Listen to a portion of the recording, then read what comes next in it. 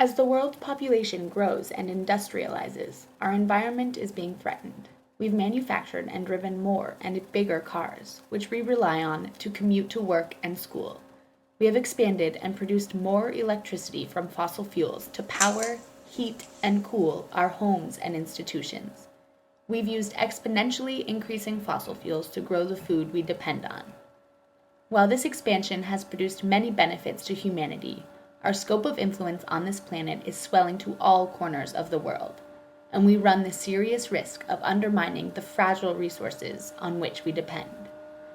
While almost everything humans do on a daily basis will be affected by the forces of climate change, this also means that people have the power to alter their daily habits to contribute to a more sustainable planet. In 2005, Redwood City emitted 524,046 metric tons of carbon dioxide, or 7.12 metric tons per person per year. This is equivalent to each man, woman, and child in Redwood City driving an SUV from Los Angeles to New York City and back 5.5 times. The most greenhouse gas intensive sectors of the local Redwood City economy are transportation, which accounts for 51% of overall emissions, and heating, cooling, and lighting residential, commercial, and industrial buildings, which capture 43% of the remaining greenhouse gas emissions. However, these statistics underestimate the total carbon footprint of Redwood City because they do not consider the contribution of food systems to that footprint, a contribution that can be quite substantial. On a global scale, food systems contribute to 17% of global greenhouse gas emissions, and in the US, they contribute to close to 19% of greenhouse gas emissions. While climate change is a global problem that requires global action, such action must begin locally. Communities have the power to make changes that can minimize carbon footprints and maximize sustainability.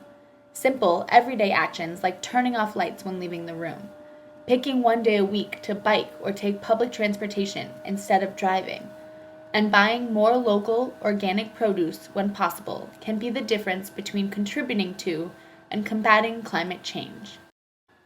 Many Redwood City residents have already started to make these simple changes, and the possibilities are endless.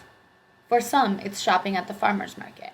I think it's local produce. It isn't as traveled as the grocery store. Yeah. It's healthy and good. A lot of options here, and it's really convenient. And it's a community place. You come here, you get to see all your friends.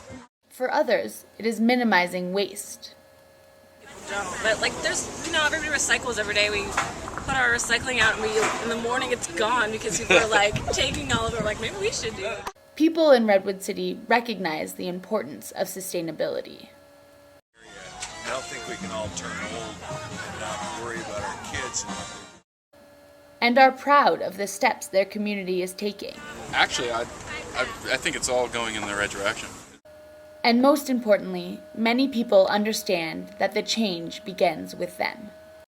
Sí. Pero nosotros somos los que hacemos lo bueno. Sí. Si queremos hacer malo, pues lo hacemos malo, pero yo busco ¿verdad? Lo bueno. Bueno. Trato de mejorar, de dar lo bueno de mí para los demás, para que ellos vean que yo soy buena y cambien su vida. Sí, es súper. With an integrated and organized strategy as proposed by Redwood City's Climate Action Plan, the community can make big strides towards building a Redwood City resilient to the impacts of climate change.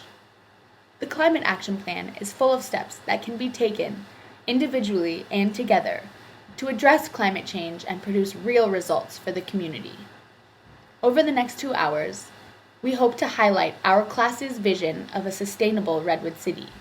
Throughout the past 10 weeks, we have identified solutions in the realms of active school travel, home energy conservation, and local sustainable food systems. We hope these changes excite you and initiate community participation and local change.